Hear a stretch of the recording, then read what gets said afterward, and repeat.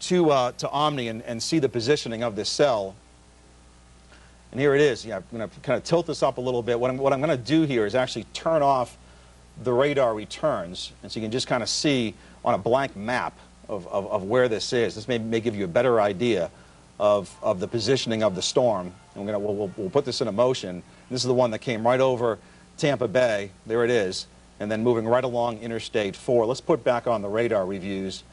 And yeah, there's that cell moving right over Tampa Bay and moving rapidly to the northeast. We'll go back to that camera and see what's happening back at the fairgrounds, because this is something we'll be watching.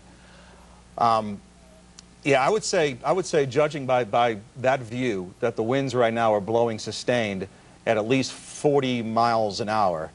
Any way we can get a, yeah, move that camera, and is there any way we can get a better view, maybe lift it up and try to see at the sky level and see if we can get, yeah, we're kind of embedded in the rain, but that is, that storm is near McDill. It's actually jumped over Tampa Bay now, and it's in a position where it is just to the northwest of Seffner, and it's very close to the fairgrounds. And I'm going to put this back on this view here, and let's go back, if we can, to the Omni. I want to show you, where the fairgrounds are and what we're looking at here. Just go back to, I mean, this is basically the fairgrounds position would be right about here. I mean, you have I-4 here. You have the Hard Rock over here. You've got 75 coming up here, and that's obviously where the fairgrounds is, and that circulation is just to the south end of the fairgrounds, and really anywhere inside here, the winds could be blowing in excess of 50 to 60 miles an hour. Let's take a look real quick at some of the velocity indicators. Click on this button right here. And this is where we're seeing that. Let me clear this map out to get a better view. And right here, winds are all rotating around that cell at 33 miles an hour and then towards 14 miles an hour. Let me move the map up a little bit so you can kind of see it. Hold on one second. There we go. Kind of clear this out. And let's kind of look at the characteristics of this storm one more time.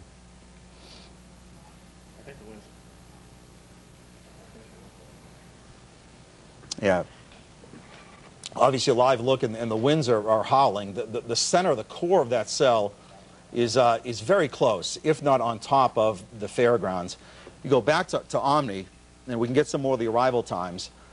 Kennedy Hill at 3:03, Jolly Corner at 3:04, Seffner at 3:04. This is not radar, this is not rain returns. We're looking at some of the winds and looking for the greens and reds to intersect. When that happens, that's how Doppler works. It is showing where there's rotation. Notice how the shear marker, which is this yellow right here, indicates just that. It's picking up on the rotation inside that thunderstorm.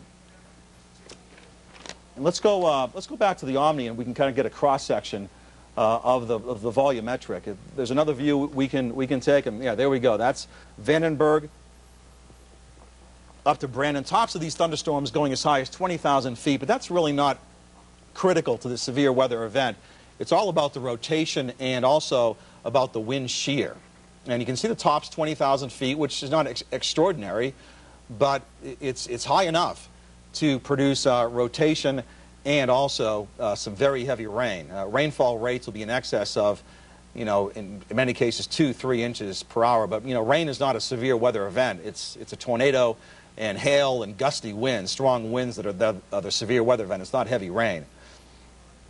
And that's a cross section. What we're doing now in Omni is we're kind of looking at it like an MRI, looking at a cross section of that thunderstorm and seeing how it's behaving as it's slicing right through northeastern Hillsborough County. Reminder, this tornado warning remains in effect until 3:15 this afternoon. Right now it is 3:02, so we've got about 13 more minutes on this warning. It can be extended as it moves to the northeast. Let's, as we take a look, let's go back to my Viper product and show you where. Let's take a look outside in the State Fair cam. It looks like the visibility may have improved a little bit. Just a little bit. The winds obviously are still gusty. The storm is going to bypass the fairgrounds awfully fast because it's racing northeast. There are still people moving away. You can see that they're all scurrying out of the fairgrounds and trying to seek some shelter. It looks like the brunt of the storm has passed just to the east and the southeast of the fairgrounds right now. And this is, this is a worst case scenario. You've got probably, I'd say maybe, at least 1,000 people, 2,000 people out there. This is a day where the Hillsborough County children are off school. A lot of them heading out there today for the day, and they're dealing with, potentially, a very dangerous situation with a developing tornado, a tornado warning, and a path which is pretty much on top of the fairgrounds. So this is very, very serious situation. Do not want to downplay this at all. You've got a lot of people outside, and you've got a situation where the winds could be as high as 60, 70, 80 miles an hour. So this is something we're watching closely. Here, but we did see some transported away by stretcher, so obviously there was some type of injury involved.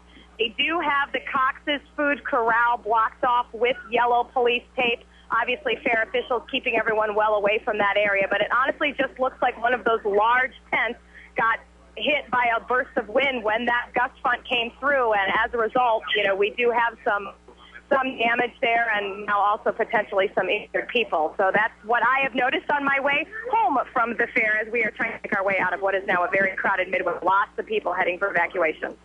Yeah, Steph, and that's what we were afraid of. I mean, because just picture the fair. I mean, you've got all the tents everywhere. You've got those little stands everywhere. And when you get a gust front, regardless of whether it was a tornado or not, which it probably wasn't, you can see things blowing around very, very quickly, and that's what we were afraid of. In fact, are you hearing any reports? I mean, I know the PR person there's probably very busy, but I mean, is this just what you've seen walking around, or are you actually hearing that there might be something else going on?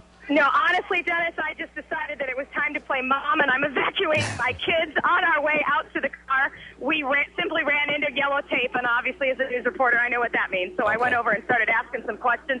I have not talked to the PR person since my noon live shot here about what is happening. I was a little hesitant to call him at this point because I would suspect that it's probably not the only tents that we have blown over. But obviously, since I did see EMT transport, I wanted to make sure that we didn't have any serious injuries here. Food stands are open. People are milling around right now. We just have, a cold, windy rain, nothing severe. It's hard to tell how much activity there's going to be the rest of the day, but obviously, we're going to keep our eyes open for any more damage, and hopefully we won't see any more injuries. Absolutely no rides are running at this time. Okay. You know what? Yes, I see it. My children are now pointing out that we do have several other downed tents here.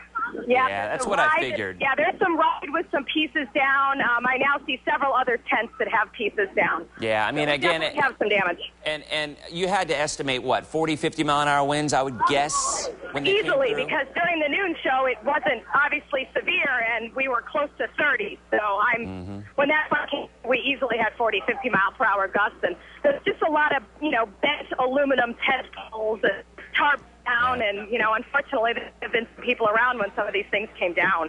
Okay, great. Steph, thanks. Really appreciate your input. If you see anything else, please give us a call back. And again, if you happen to be walking in right now and you were at the fair, you happen to have any video from your cell phone, you happen to have any pictures from your digital camera, you can email us that. That would be great. We'd much appreciate it. newstips@abcactionnews.com. And I suspect you're probably going to be seeing a lot of pictures from the fair. I mean, just think of the whole layout of that fair with all of the tents, with all of the overhangs, and with a 40, 50-mile-an-hour wind gust. It's an issue. Now, let's get back to exactly what we're still concerned about, which is a tornado warning for Polk County. Now, there's the line, and it goes, in fact, Wayne, let's shift it over and even zoom in just a little bit, get a couple of more cities popping up. Now, one thing Wayne mentioned a minute ago, he showed me, he's like, Dennis, look, there's some lightning starting to develop.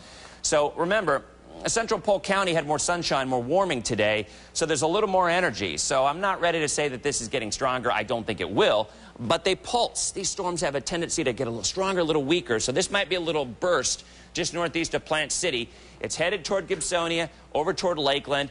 This is the area that spawned the National Weather Service to issue the tornado warning, which remains in effect for another 19 minutes as far as we can tell. And in terms of the southern area with the severe thunderstorm warning, we are still looking at that severe thunderstorm warning for our southern counties, Hardee, DeSoto, and eastern Manatee. This one has a lot of lightning. This shows the potential for further development. This is not weakened at all.